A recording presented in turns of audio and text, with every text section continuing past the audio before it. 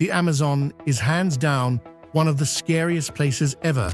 Well, scientists in the Amazon rainforest may have found the world's biggest snake. Because seriously, what kind of secrets is it even hiding? There could be undiscovered creatures just slinking about, and I do not have the heart to deal with that. I mean, even the tiniest snake is enough to scare me witless. So imagine my relief when I found out the biggest snake to ever exist went extinct millions of years ago. And when I say biggest, I mean titanoboa. This thing wasn't just large, it was a nightmare, come to life, and believe you me, I'm not going to be sleeping for weeks to come. Stretching over 40 feet long and weighing more than a ton, the titanoboa was basically an anaconda on steroids. If you think regular snakes are bad, just know this one could swallow a crocodile whole, and probably did. Scientists figured it out by studying fossilized backbones, and it wasn't just big in size, no, it was also big in potential terror. What would you do if you crossed paths with that in the wild? I know I'd probably drop whatever I was holding and run straight out of the jungle, but that probably wouldn't help because it could move through water too. Now, this discovery came in 2009 when a team of scientists excavating in Cerrejón, Colombia, uncovered massive fossilized vertebrae.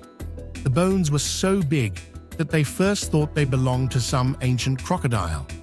But as they pieced them together and compared them to modern snake anatomy, it became very clear that this wasn't just any prehistoric snake. It was a species unlike anything alive today, one that dwarfed even the largest of anacondas. They named it Titanoboa cerrejonensis, the largest snake ever known to exist. This monster ruled the swamps of what is now Colombia around 58 million years ago. The world back then was hotter, wetter, and more tropical than anything we can imagine now. It wasn't just the titanoboa that was on the hunt, though. Giant turtles, croc cousins the size of cars, and lungfish the size of, well, giant fish roamed around too. But the titanoboa was smack on top of that food chain, swallowing prey much, much bigger than itself. If a snake can be big enough to swallow a crocodile, hold up, I'm not even going to finish that thought. But why did titanoboa grow to such monstrous proportions? Well, the experts seem to think the crazy hot temperatures of the time played a pretty big part. The planet was basically a prehistoric sauna, with the atmosphere crammed full of carbon dioxide. Titanoboa, like modern snakes, needed heat to stay active, and back then, it had more than enough to work with. It's hard to wrap my head around a world so hot it produced creatures that size. Like, is it just me? Or do we have some of the most intense weather today? And now I'm wondering if we're heading toward another titanoboa moment. But honestly, that's for our future generations to worry about. Right now, we've got a different kind of problem. Smaller than titanoboa, sure, but still way too big for my comfort. And that problem starts with anaconda. Well, scientists in the Amazon rainforest may have found the world's biggest snake. A northern green anaconda, and the biggest snake ever discovered. Anaconda was the kind of creature that makes me rethink ever stepping foot near a body of water again. Topping out at a terrifying 26 feet long and tipping the scales at 440 pounds, she was a living, breathing reason to stay on land forever. Her head alone was the size of a human's. Just let that sink in for a second. A head, the size of a human. If I ever ran into something like that in the wild, I'd probably just accept my fate. Found somewhere in the Amazon rainforest. She wasn't just any giant snake. She was an entirely new species, the northern green anaconda, officially named Eunectes acaima, and unofficially named the last thing I'd ever want to bump into while swimming. Now, it wasn't some fancy, high-tech expedition that discovered her. it was the Waorani people, who have lived in and explored the rainforest for generations. They were the ones who led researchers to her and gave her the name Ana Julia. Honestly, that makes me trust their stories a whole lot more than any scientific guesswork. And speaking of science, here's where things get even weirder. At first glance, she looked just like the southern green anaconda. But when Professor Freak Vonk and his team ran the DNA, they found something insane. Her genetic makeup was 5.5% different. For context, that's a bigger gap than the one between humans and chimpanzees. So Ana Julia wasn't just a slightly different anaconda. She was a completely separate species. And then there are the legends. The Waorani people talk about anacondas even bigger than Ana Julia.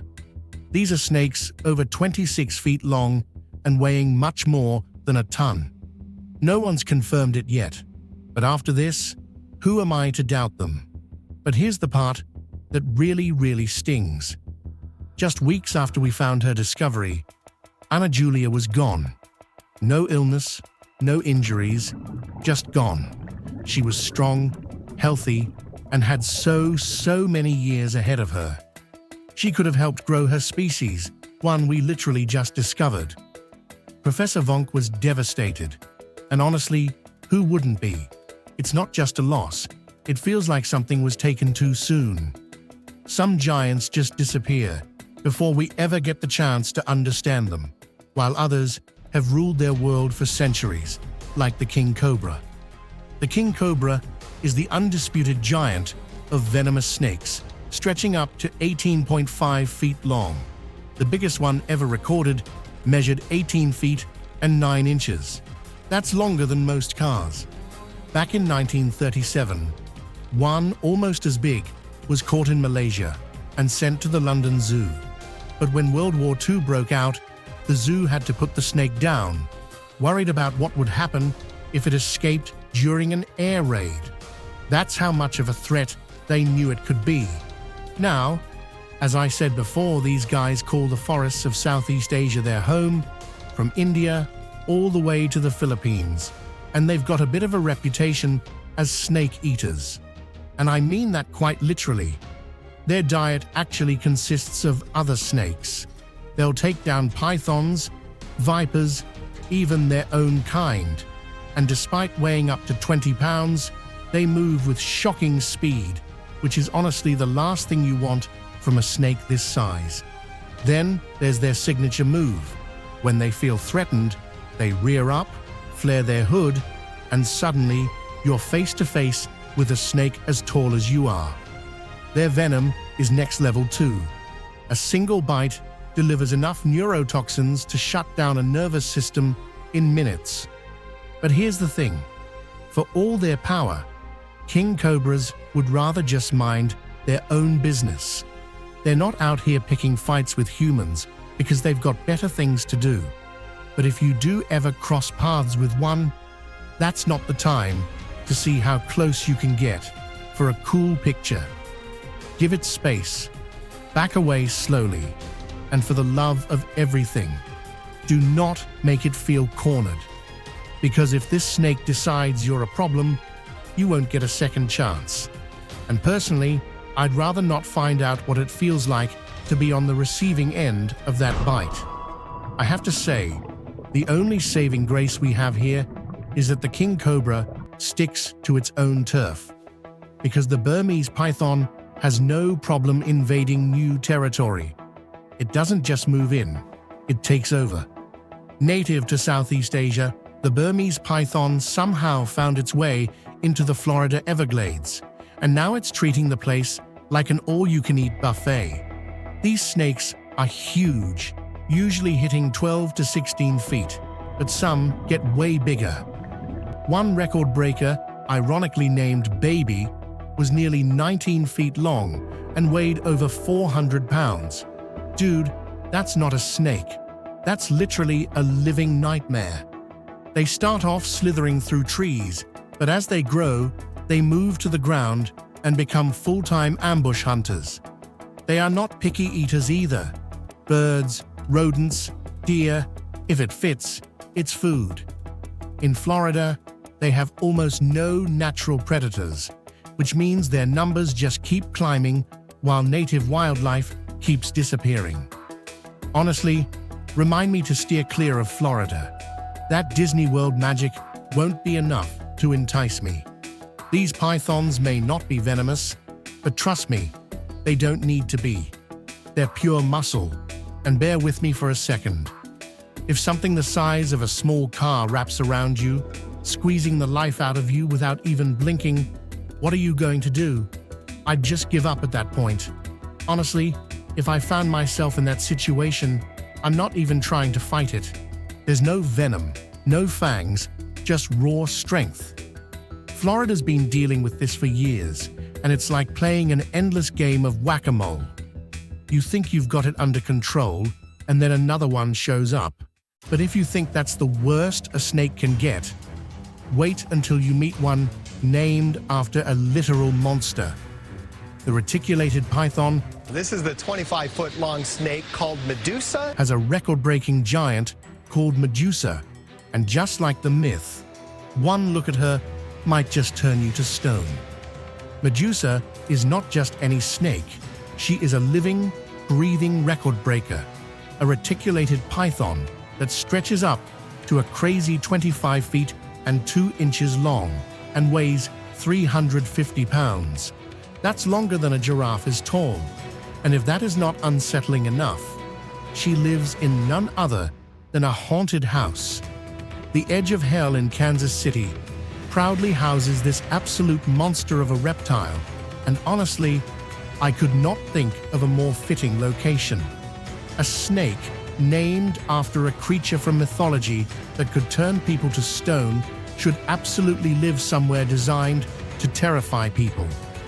If I ever found myself in the same room as her, I do not care how tame she is said to be. My legs would turn to jelly, and I would probably forget how to breathe. Now, reticulated pythons are the longest snakes in the world, and Medusa is their reigning queen. These constrictors originate from Southeast Asia, where they thrive in rainforests, woodlands, and even places humans would rather not think about, like city sewers. If I'm walking through an alley at night and hear a strange rustling in the drain, the last thing I want to realize is that something stretching well over 20 feet might be slithering right beneath me. No, thank you. Medusa is not just famous for her size, she has a pretty big appetite to match. Keeping her fed is no small task, literally. Her diet consists of rabbits, deer, and even hogs, because something that big needs more than just a snack. She's capable of swallowing prey whole, slowly constricting until there is no fight left. The sheer power behind that is what makes these snakes so dangerous. They don't need venom or sharp fangs. Their entire body is a weapon, a coil of pure muscle designed to squeeze the life out of whatever is unlucky enough to get caught. And Medusa, well, it takes 15 people just to handle her safely. If that does not tell you how strong she is, I don't know what will. Even the mighty green anaconda, known as the heaviest snake in the world, doesn't outdo Medusa in length. Anacondas can tip the scales at over 500 pounds, but they usually max out around 16 to 20 feet long. Medusa has them beat in size, making her one of the most jaw-dropping snakes on the planet. And the fact that she's still growing, that's something I don't even want to think about. Now onto that green anaconda I was talking about. If the reticulated python holds the title for longest, the green anaconda wins for sheer bulk. This beast is the heaviest snake on the planet, and you can find it lurking in the swamps and rivers of South America. Unlike Medusa, who relies on length, the green anaconda is all about raw power. These snakes don't just squeeze their prey, they crush bones and drag their meals into the water for an extra level of horror. Isn't that just lovely? I've always wanted to visit South America, but after learning about the green anaconda, I'm having serious second thoughts. I mean, this thing can weigh up to 550 pounds, which is heavier than a full-grown lion. And they're not exactly short either, averaging between 17 and 20 feet. The biggest ever recorded was around 29 feet long, which is just an unnecessary amount of snake, if you ask me. These massive reptiles live for the water, and that's where they really show off their strength. Lying in wait, they ambush everything from fish to birds, capybaras, and even caimans. Honestly, if I ever do visit South America, you better believe I'm keeping a huge distance from any swamps or rivers. So, it looks like it's not just South America I should be worried about. Australia? Yeah, that place might be a little too wild for my taste. It's not just the spiders and the crocodiles that make me think twice. It's the scrub python. Down under, the scrub python, also known as the amethystine python, reigns as Australia's largest snake. I'm talking about a snake that can grow up to 28 feet long, with scales that shine like a damn gemstone. This snake will show up anywhere in northern and eastern Australia, from rainforests to suburban backyards. It doesn't care about where it's at, it just cares about what's on the menu. Like other pythons, it's an ambush predator. It'll sit there, hidden in plain sight, waiting for something to wander into range so it can strike without warning. Now sure, humans don't get caught up in these things too often, but let me tell you, if you're the unlucky idiot who stumbles into its territory, you're not walking away without a fight. If this snake feels threatened, it won't hesitate to bite. And trust me, you're not gonna like it. So yeah, I'm pretty comfortable just sticking to the touristy spots in Australia and avoiding anything that might make me a meal for a 28-foot snake. But at least these snakes aren't blending in, right? Now, I'm not dumb enough to walk through a jungle, but if I were, I could easily step right onto a yellow anaconda without even realizing it. The yellow anaconda might not be the biggest snake out there, but don't let that fool you. It's still a force to be reckoned with. Found in the wetlands and slow-moving rivers of South America, these 15-foot constrictors are pretty great at staying hidden. Their yellow-green scales work like nature's perfect disguise, helping them blending seamlessly into murky waters and thick vegetation. You could be standing at the water's edge, completely unaware that a massive snake is hiding just beneath the surface, waiting for the perfect moment to strike. Unlike their giant green relatives, yellow anacondas are perfectly built for a semi-aquatic lifestyle. Their eyes and nostrils are positioned high on their heads, letting them stay almost entirely submerged while keeping watch for prey. With powerful tails and smooth, muscular bodies, they move through the water with such ease that it makes them even deadlier hunters. While their diet includes fish, birds, and small mammals, they're opportunistic enough to go after whatever they can overpower. And when it comes to reproduction, they actually skip the egg-laying process altogether. Instead, female yellow anacondas give birth to live young, sometimes up to 40 at a time. From the moment they enter the world, these tiny constrictors are independent, fully capable of hunting and surviving on their own. No parental care needed, just an instant swarm of mini anacondas ready to take over our world. But hey, at least they aren't venomous. Maybe, just maybe, I could stand a chance against a swarm of mini yellow anacondas. Not that I'm keen on testing that theory. The black mamba, though, that's a whole different story. The black mamba is one of the fastest snakes on the planet, reaching speeds of up to 12 miles per hour. I don't know about you, but the idea of a deadly snake moving faster than I can run is not exactly comforting. And as if that wasn't terrifying enough, its venom is so potent that without anti-venom, it can shut down your nervous system in just a few hours. Surprisingly, the black mamba doesn't get its name from its scales, which are usually brown or gray, but from the dark, inky black inside of its mouth.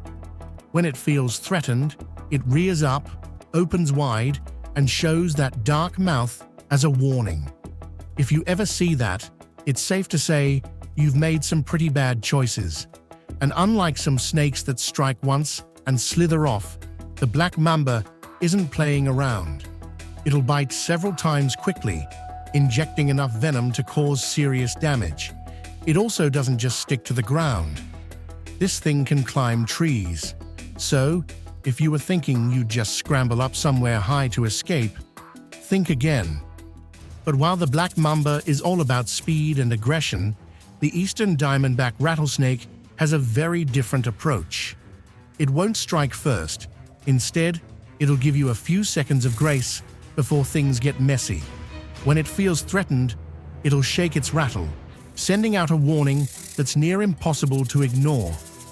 It's like the snake's own personal alarm system, telling you loud and clear that you've stepped too close. And trust me, when you hear that rattle, your first instinct is probably to put some serious distance between you and that snake. The eastern diamondback is the largest rattlesnake in North America, growing up to 8 feet long. They're heavy, with thick bodies and diamond-shaped patterns on their backs that help them blend into the environment. It's almost like they're designed to stay hidden until they're ready to strike. And if you don't heed their warning, they'll deliver a venomous bite that can cause serious damage. While their venom isn't as fast-acting as the black mambas, it's still potent enough to cause tissue damage and other complications if untreated. So, yeah, not the kind of encounter you want to have, but at least you get a warning. The gaboon viper just hisses with a deep booming sound that'll stop you in your tracks. Not many people know this, but the gaboon viper has the longest fangs of any snake in the world, sometimes reaching up to 2 inches. With fangs that long, there's pretty much no way its bite and venom won't reach you if it decides to strike. But this snake isn't even looking for a fight. In fact, it's not at all aggressive. It prefers to rely on camouflage and patience to ambush prey when it least expects it. Known for its incredible camouflage, the gaboon viper blends seamlessly into the forest floor, where it hides in plain sight. The patterns on its body look just like fallen leaves and branches. It'll lie there for hours, sometimes even days, until it senses movement nearby. And when it does decide to strike, it's fast, real fast. The viper will launch itself in a split second, delivering a venomous bite that injects both neurotoxins and hemotoxins. The neurotoxins paralyze the prey, while the hemotoxins cause serious tissue damage. But don't worry, it's usually just small prey that ends up on its menu, like rodents or birds. Anyway, the gaboon viper can only grow up to 6.5 feet. That's just a very tall man. I'm sure I could fight it if needed. Okay, I couldn't, but at least it's not 10 feet like the damned bushmaster. Okay, you might think 10 feet isn't much for a snake, but the bushmaster is actually one of the longest venomous snakes in the Western Hemisphere. Scientifically known as Lachesis muta, this snake is found in the rainforests and adjacent areas of Central and South America, though it prefers hilly and mountainous regions. The name Lachesis is derived from one of the 3 fates in Greek mythology, Lachesis, who determined the length of a person's life. Fitting, right? Especially for a snake that could potentially end yours. But here's the thing, it's not out looking for trouble. Bushmasters are pretty chill, as long as you don't get in their way. But that doesn't mean you should underestimate them. The bushmaster has heat-sensing pits near its nose, allowing it to pick up on warm-blooded prey even in the dark, And don't think it's in a rush either. This snake will wait and strike when you least expect it. And when it does, well, let's just say you might not live to tell the tale. So, yeah, give them their space, and you should be fine. But seriously, if you ever came face to face with one of these giant, venomous snakes out there, how do you think you'd fare? Think you'd freeze in fear, or would you have a chance to make it out alive? Let me know in the comments.